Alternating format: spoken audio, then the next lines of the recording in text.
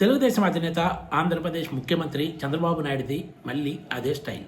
TDP తరపున రాజ్యసభ బరిలో నిలిచే అభ్యర్థుల ప్రకటన వెలువడిన తర్వాత చంద్రబాబు నాయుడు తన పాత స్టైల్ వదులుకున్నట్లు లేదనే చర్చ మొదలైంది.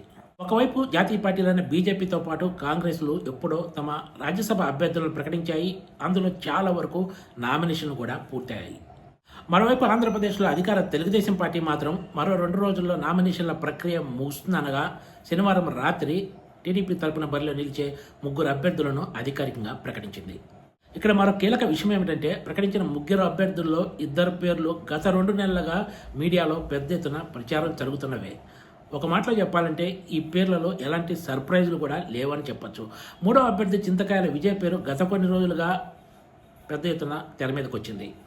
మొదటి నుంచి కూడా ఈసారి రాజ్యసభ ఛాన్స్ సానా సతీష్కు రెన్యువల్ ఉంటుంది.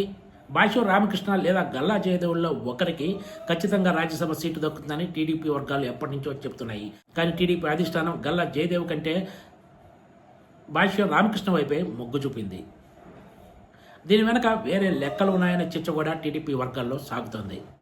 ఆంధ్రప్రదేశ్ నుంచి మొత్తం 4 రాజ్యసభ స్థానాలు ఖాళీ అవుతుంటే 3 తెలుగుదేశం పార్టీ తీసుకుని ఒక స్థానాన్ని కూటమిలో భాగస్వామైన జనసేన కేటాయించిన సంగతి తెలిసిందే. జనసేన తరపున ఇప్పటికే ఆ పార్టీ అభ్యర్థి లింగమనేని రమేష్ నామినేషన్ కూడా దాఖలు చేశారు. ఇప్పుడు టీడీపీ ప్రకటించిన అభ్యర్థులు 3 సోమవారం ఉదయం తమ నామినేషన్లు దాఖలు చేయబోతున్నారు. సానా సతీష్కు గతంలో కేటాయించిన రాజ్యసభ పదవీ కాలం తక్కువగా ఉండటంతో ఆయనకు ఖచ్చితంగా రెన్యువల్ ఉంటుందని ఎప్పటి నుంచో ప్రచారం జరుగుతోంది. అంతేకాకుండా సానా సతీష్ టీడీపీ వర్కింగ్ ప్రెసిడెంట్ మంత్రి నారా లోకేష్ కు అత్యంత సన్నిహితుడు కావడంతో ఆయనకు రెన్యువల్ గ్యారంటీ అనేది ఎప్పుడో ఫిక్స్ అయిపోయింది.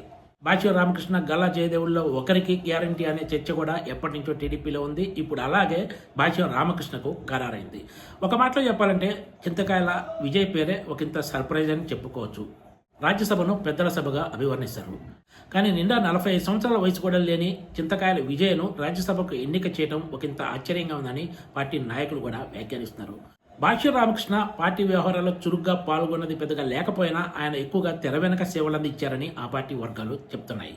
ఇక సానా సతీష్ సంగతి తెలిసిందే. ఆయన నారా లోకేష్కు సన్నిహితులుగా ఉన్నాడు. ప్రతిపక్షంలో ఉండగా ముఖ్యంగా చంద్రబాబు నాయుడు జైల్లో ఉన్న సమయంలో ఢిల్లీలో నారా లోకేష్కు సన్నిహితంగా ఉండటంతో పాటు న్యాయ వ్యవహారాల్లో సేవలు అందించినట్లు పార్టీ వర్గాలు చెప్తూ వస్తున్నాయి. ఆ తర్వాత వీళ్ళిద్దరి మధ్య బంధం మరింత బలపడిందనే ప్రచారం కూడా టీడీపీ నాయకుల్లో ఉంది. ఇక చింతకాయల విజయ్ విషయానికి వస్తే ఆయన మొదటి నుంచి కూడా పార్టీ కార్యక్రమాల్లో పాల్గొంటున్నారు. నారా లోకేష్ టీంలో ఉన్నారు. టీడీపీ ప్రతిపక్షంలో ఉన్నప్పుడు సోషల్ మీడియా విభాగం ఐటీడీపీ వింగ్ను ఆయన చూశారు. ఇప్పుడు రాష్ట్ర ప్రధాన కార్యదర్శిగా ఉన్నారు. మొత్తం మీద టీడీపీ ఖరారు చేసిన రాజ్యసభ అభ్యర్థుల ఎంపికలో నారా లోకేష్ ముద్ర స్పష్టంగా కనిపిస్తుందనే చర్చ ఆ పార్టీ నాయకుల్లో జోరుగా సాగుతోంది. కొద్ది రోజుల క్రితం జరిగిన పార్టీ పదవుల నియామకాల్లో కూడా నారా లోకేష్ సన్నిహితులకు కీలక పదవులు దక్కిన సంగతి తెలిసిందే. ఇప్పుడు 3 రాజ్యసభ సీట్లలో 3 కూడా నారా లోకేష్ టీంకే వెళ్లడంతో పార్టీలో నారా లోకేష్ ఎంత పవర్ఫుల్ గా మారారో అర్థమవుతుందని ఒక సీనియర్ మంత్రి వ్యాఖ్యానించారు. చంద్రబాబు నిర్ణయం తీసుకునేటట్లయితే ఖచ్చితంగా వర్ల రామయ్యకు ఈసారి రాజ్యసభ ఛాన్స్ దక్కేదనేది కొంతమంది పార్టీ నాయకుల అభిప్రాయం. వర్ల రామయ్య కొడుకు ఎమ్మెల్యేగా ఉన్నాడనే కారణంతో ఆయనకు రాజ్యసభ దక్కలేదనే ప్రచారంలో ఏమాత్రం వాస్తవం లేదని, అలాగనుకుంటే ఇప్పుడు రాజ్యసభ సీటు కేటాయించిన చింతకాయల విజయ్ తండ్రి చింతకాయల అయ్యన్న పాత్రుడు అత్యంత కీలకమైన శాసనసభ స్పీకర్గా ఉన్న విషయం తెలిసిందే. ఇదంతా చూస్తే పార్టీలో ప్రభుత్వంలో నారా లోకేష్ ప్రభావం ఎలా ఉందో అర్థమవుతుందనే వ్యాఖ్యలు టీడీపీ వర్గాల నుంచే వినిపిస్తున్నాయి. Please subscribe TG TV.